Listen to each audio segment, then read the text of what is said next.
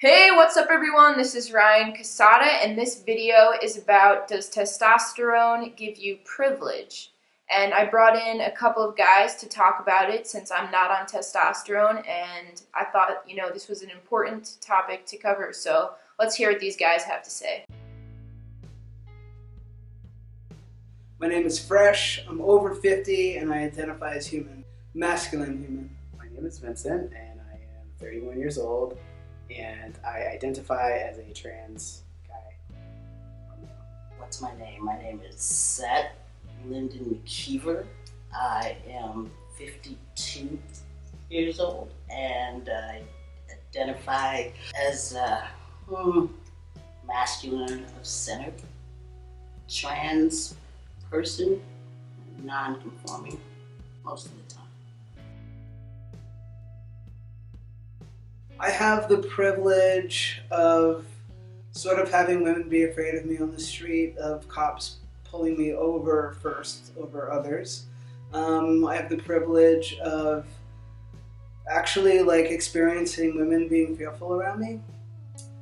Yes, I have the privilege of being served in places, and there are times when I get served first, but it's hard to see that as a privilege when I understand that someone's being oppressed. So I have the privilege of looking dangerous. I have the privilege of having people who look like me be shot all over the country by police or vigilante citizens. Yeah, those are some of my privileges. What privileges do I currently have? Well, I have white privilege, I have male privilege, I have middle class privilege, and semi-educated, being born in America privilege. What privileges do I currently have? Perceived as a black man, black dude in America, not many. I was kind of thinking about that question the other day, and I do know for a fact one privilege that I do have is with car mechanics. They don't tend to dick me around like they used to. So that is about it. I really don't enjoy the privileges of other trans dudes in the community. As a matter of fact, it's quite the opposite.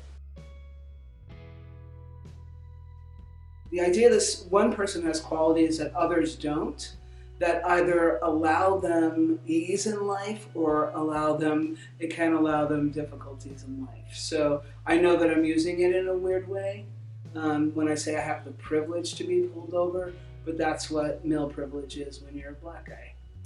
I would say the definition of privilege is just being able to interact in your environment without fear of retaliation. Privilege in my own words, that's a really hard one because I don't have it.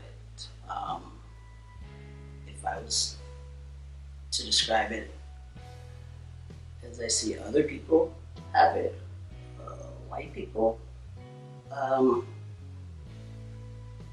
getting something for sometimes nothing, getting something for just being who you are, whether it's a white cis male or a white woman. Privilege is getting something that other people can't. I would say since 2011, since winter 2011. I have been on testosterone for 2 years. I have been on testosterone since June 26, 2012. Gay Pride weekend. I remember it good. Yes, and I was always really masculine, so basically it's the beard that makes a difference for me. I would say that I've shifted from the invisible black lesbian in our world, or the invisible African American butch female, to being a very visible and somewhat seen as dangerous black man. Since starting T, I have noticed like differences in how I've been treated. Like people listen to me more, people make more eye contact with me. That sort of like little micro things. Oh yeah, absolutely. I get profiled a little bit more. I was kind of a butch lesbian, so it's not a whole lot more, but I get a different vibe from, say, walking in a store. That's not unfamiliar to me, but it just happens a lot more often. I still get stopped by cops in cars. I still get followed around in stores. People still cross the street when I'm walking down the street. The changes that I noticed in the way that I've been treated are that in some spaces I may get more respect, but I have to tell you, living in San Francisco at this time, there are many people who look at me and assume I'm homeless or treat me in such a way that avoid me. So I think some of the differences may be that there are more women who flirt with me than before. I can't, it's really hard to say how much more valid my word is in a setting. I really feel that being African American is a totally different experience. So, yeah, can I share something? Yeah. Just, I remember when I was first transitioning, one of my brothers said to me, "Isn't this cool? You know, all this privilege?" And I was like, in your skin, it's a lot different than it is in my skin, and that's basically what it's like. People listen to me more, people make more eye contact with me. That sort of like little micro things. Because men act differently towards me. Like there's some inside joke that men have that women don't know about.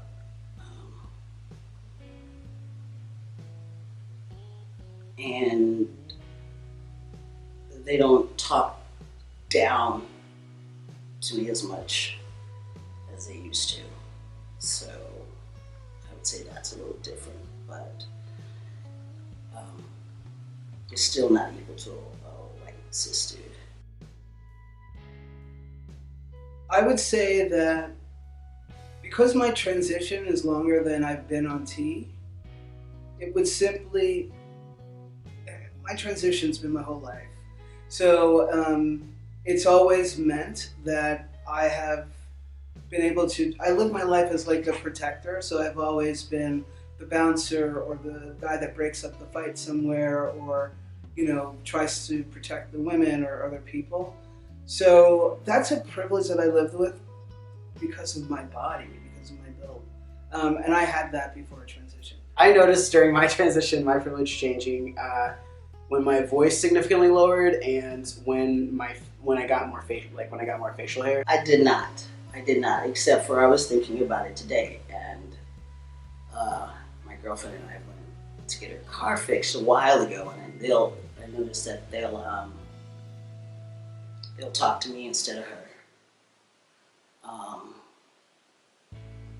But if we're somewhere other than that, I don't get that. They'll talk to her because she's white before me. So, like I said, it's not a lot, at least in the places I've been thus far. Well, one of the things that's cool and sort of a privilege, especially when I was first coming out, I went to bars more. And so having the privilege to be in circles of men and them not know, and just being able to see how they are together from a totally different way. And some of it was really sad to watch how one person can lead all the other guys in the room down a horrific misogynist path, even though you could tell that it wasn't what people were really into. Yeah, that's an interesting privilege, is to sort of play stealth male. and be able to insert feminist theories that I've learned, and different kinds of theories I've learned about how we can be with other people and be kinder to ourselves without looking like a lesbian who's like, preaching something that they don't know what they're talking about. So, yeah, the stealth thing, I think I'm fortunate in that way when needed. I would say the privilege that has been granted upon me is very tricky to handle. I use it to, I wouldn't say infiltrate, but just kind of bring up thoughts, especially in like male-only spaces that maybe they were afraid to talk about or they don't talk about because it's not encouraged. A lot of male-only groups are very like bro-y and like limited to certain topics like sports and women, and so just kind of giving them, like, allowing them to freely exchange ideas without like fear of retaliation.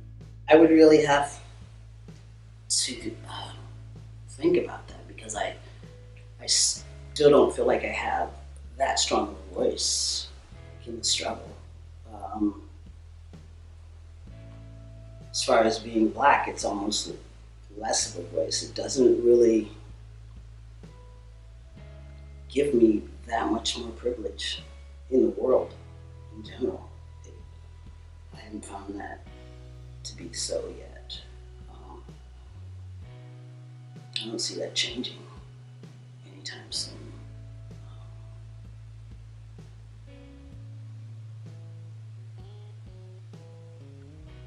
Yeah, I don't really have an answer for that. My last words would be that being a male or being a person of privilege is a responsibility. So it's not about like, oh, I've got this privilege and now I can do this, but it's a responsibility for how we are with ourselves and how we are with others. And I think it's our responsibility as trans male, trans identified people, fluid, masculine people who do have an opportunity to speak to a more privileged class of people. We have an opportunity to bring in new ideas about how to be in the world. I think privilege is tricky, and when you get it, you're not really sure what to do with it, and I would just say navigate it well, because we kind of have I feel like, especially as like a trans guy, we've seen the other side, so like navigate that well. That doesn't necessarily mean that you have to like out yourself to everybody, but use that privilege that you get by opening up conversations. How about that? It's harder than I thought it would be. The more emotional about it, I feel stronger in a way that I feel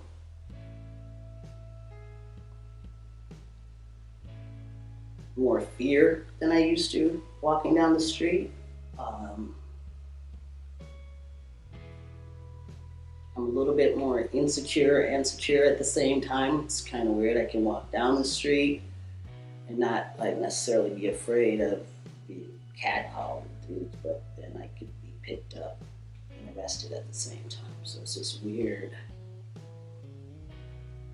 dynamic that I have when I walk down the street. Yeah, I'm kind of still real new and early into this process, so I'm still really trying to figure it out. And my girlfriend helps me to figure it out because she sees what's on the outside and what's happening, and she can give me a perspective that I can't see because I'm in the middle of it. So she helps me to grow into this and grow into the person that eventually I'll wind up to be. Thank you so much. I appreciate this, Ryan. All right, I'm out. Ciao.